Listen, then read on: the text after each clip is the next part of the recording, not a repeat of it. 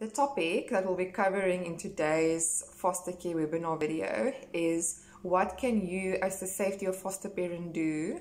if the biological parents of the child who has been placed in your care is acting unreasonably,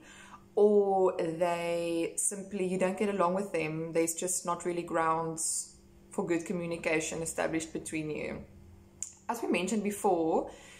as safety and foster parents, you do not ever have to give your personal details such as your cell phone number, your home address, your work address, where your children go to school and so forth to the biological parents, only should you ever feel comfortable. So all communication should be directed through the designated social worker. If you ever do get to a point where you feel comfortable with the biological parents, then you are welcome to give your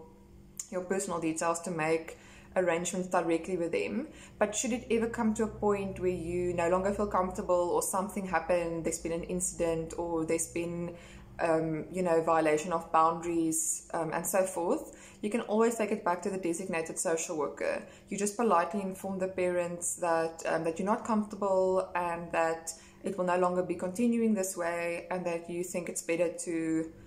direct communication again through the social worker. It is your right as a safety of foster parent for it to be that way. So if you have been directing the communication yourself after a point where you have felt comfortable,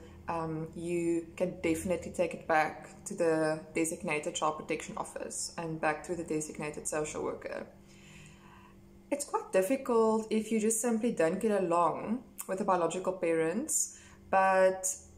in my professional opinion, I would say that for the best interest of the child, try your best as a safety or foster parent to be graceful, forgiving, and civil, even friendly towards the biological parents, and to try to get that relationship to a point where good communication can be established. If it's at all not possible, just try your best from your side, but you don't have to have your boundaries violated or to do yourself short. Just direct it then through the social worker, but just from your side, for the sake of the child, try to keep communication and to keep the relationship good from your side. The parents might come around at some point, and then you would have already sown the seeds from your side for a good working relationship of communicating and working together, because that's really what it is working together for the best interest of the child. So yeah, from your side, do what you can, and if all else fails, then communication can go through the designated social worker's office.